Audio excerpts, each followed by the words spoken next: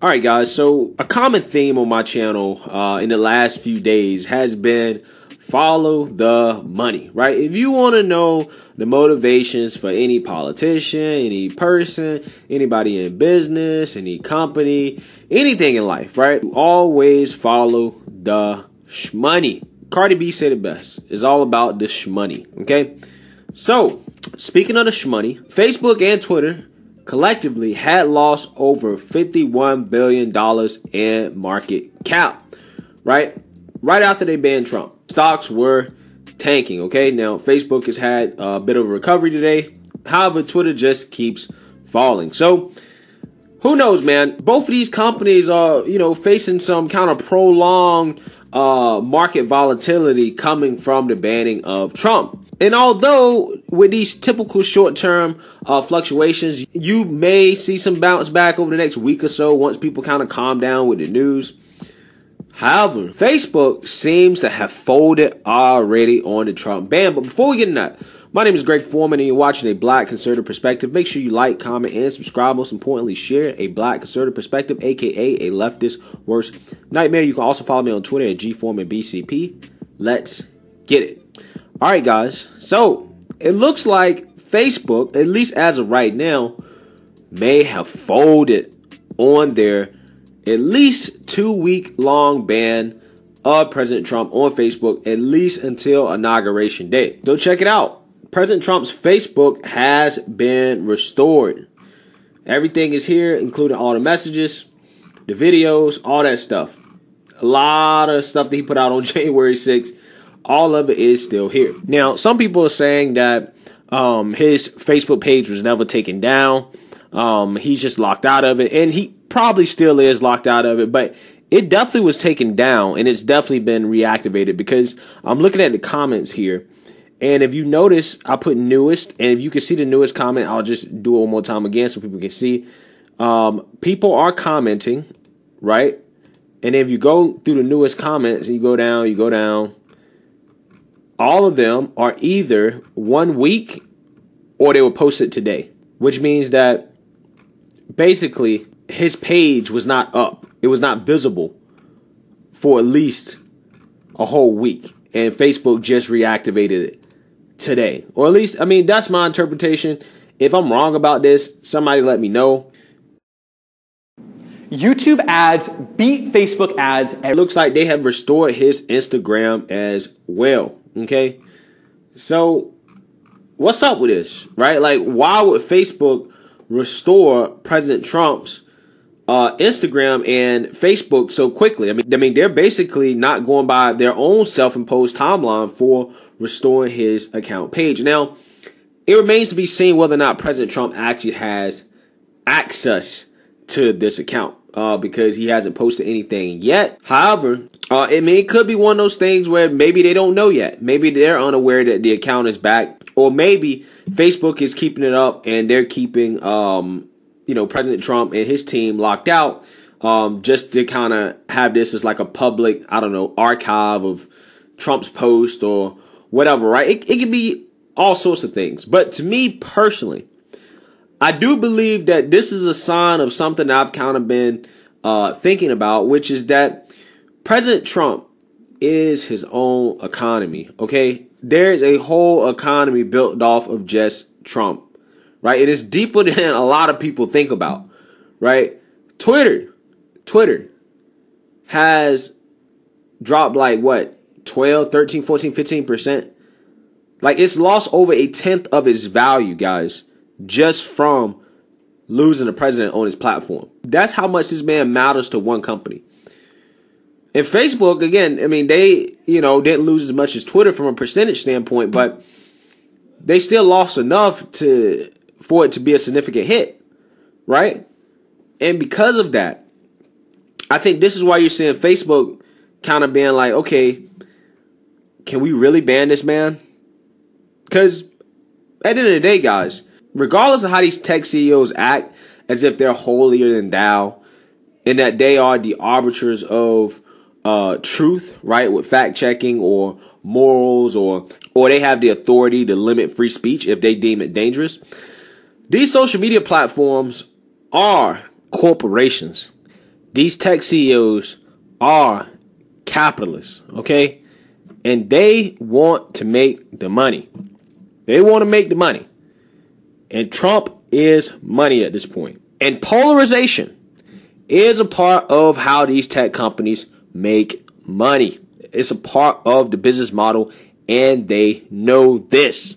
These social media platforms are partially responsible for whatever type of extremism exists on both sides of the political aisle, right? Because their algorithms are incentivized to show us things that we like, right? So because I'm a conservative, if you logged into my YouTube channel to look at the videos that YouTube recommends to me, they tend to try to recommend conservative videos, right? Because one, I watch a lot of conservative videos, and two, because they know I watch a lot of conservative videos, they know I'm most likely to click on one of these videos, and then they're going to get that view, the ad is going to show, and then they're going to get paid. Okay? That's the incentive of social media, is to make money. President Trump, he can get a lot of eyes on the screen. Okay? Like, we've seen his tweets. His tweets in and of themselves are newsworthy. I mean, how many articles, how many YouTube videos have been done based off something that Trump tweeted? Okay? Just off something that he tweeted, people have made millions of dollars. Millions, if not billions. You can't just ban money like that. Banning Trump is like throwing money away for a lot of these tech companies. So for them to ban this man long term, I just don't see how they can do it. Do they care about their so-called community safety rules and their moral hazards more than they care about the almighty dollar? I highly doubt it. I highly doubt it. Okay? And I think this is why you see Facebook folding. But I could be wrong. This could be something temporary. It could be a glitch. It could be a mistake. I don't know. I'm just guessing based off how short this has been. It's been up for at least an hour, 2 hours. Who knows? Who knows? Now, Jack Dorsey was recorded by Project Veritas. I'm not going to play that video because I really don't want to get in trouble with YouTube. So you guys can go watch the video. It's like 2 minutes. I'm pretty sure a lot of you guys have.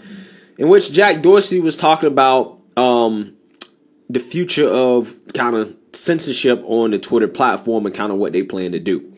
And essentially what he was saying is that right now the problem is Trump for them, right? Trump and whatever violence they say is associated with the president. And that's what they're focused on. And then after that, they're focused on a certain subsection of, you know, Trump supporters who are more on the conspiratorial aspect of, you know, the party or the movement or whatever, and trying to ban those people as well. He was just kind of talking about how to deal with the situation, how to move forward with the situation. And I think that with the current business model of social media, right, like the ad model, right, the pay-per-click model, I don't think it's going to be possible for them to solve this issue, right? And the reason why is because I think censorship makes the problem worse, first and foremost, especially if we don't do it equally on both sides. But furthermore, censorship does not play well for the free market capitalists, okay? Because a company like Twitter is going to want to attract as many diverse advertisers as possible because they have people on their platform with all types of views. That's how you become a multi-billion-dollar publicly traded company, right? If you make your audience too niche, or if you have people the same view on your platform, you're going to limit the growth of your company. That's great to do up front, right? To master an audience, to get a customer, right? However, as you expand, you have to appeal to everybody. Twitter is not at the point where they can realistically ban every single conservative and still remain a viable company, okay? So I personally don't think that that's going to happen. I think Twitter understands that, and I think that's part of the reason why you still see a lot of big name conservatives on Twitter, despite the, you know, conservative apocalypse on Twitter. You still see the Ben Shapiro's up there, Dan Bongino's still up there, even though he doesn't use it. Mark Levine is still up there. Even Mark Dice is still up there, right? If they haven't banned Mark Dice yet, then you know what I'm saying? Like, they understand where the money's at, okay? And they're not going to try to lose the money. They're trying to do the censorship thing because they're trying to basically take the blame off of them, because they know that their algorithms, like I was saying before, contribute to the polarization of this country, right? Because we don't see the other side's views enough. Okay, we just don't. Now, what I think they need to do is they need to have no censorship, but they need to change their algorithms so that the algorithms are not so focused on showing people things that they want to see, but focusing on showing people things that are contrary to what they normally look at, or at least mixing more of that content in there so that people get exposed to opposing views, opposing arguments, different viewpoints of the world.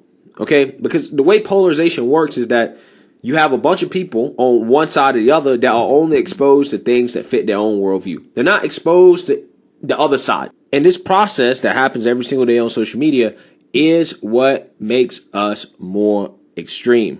Okay? Seeing only things that you agree with makes you more extreme. Okay? I don't know if you guys ever seen that documentary, The Social Dilemma, on Netflix. If you still have Netflix, definitely check it out. It is an eye-opener in terms of the effects that social media is having on our society. I mean, it's mind-boggling stuff. Okay? And these tech companies are aware of it. They're 100% aware of it. That's why I think they're going so gun-ho about the censorship thing, because they know that they are ultimately, probably the #1 cause of a lot of this extremism that they're trying to ban. Right? And that's why when I make content, guys, I try to present both sides. I try to be fair and balanced. Obviously, I try to come at it from a conservative perspective 90% of the time. However, to try to, not polarize people as much as some of these other platforms and some of the other content creators, I try to show both sides. I think that Twitter needs to do more of trying to encourage people to, see content from the other side without necessarily being super overt about it. Stop censoring people. Let them talk. Let everybody kind of see each other's content. Okay? Because right now, again, log into a YouTube channel. Everything that you're going to see, 95% of it is going to be whatever you normally watch and what you like to see. That's how it works. That's how they make money. So I think Jack Dorsey, what he said, does sound scary, because it sounds like they're going to be doing a lot more censorship, which I don't agree with. And they're really going to be trying to crack down on things. But ultimately, at the end of the day, I really just don't think it's going to work. Because, people will always have a platform to go to. People will always be able to communicate. And at this point, if they're on your platform, at least maybe you can use your technology to help polarize people less and maybe have them exposed to different views versus them getting all the same views if they were to move to another platform where basically all the people with the same views go. So that's my opinion on that. Let me know what you guys think. Make sure you like, comment, and subscribe. Most importantly, share a Black conservative perspective. Peace. YouTube ads beat Facebook.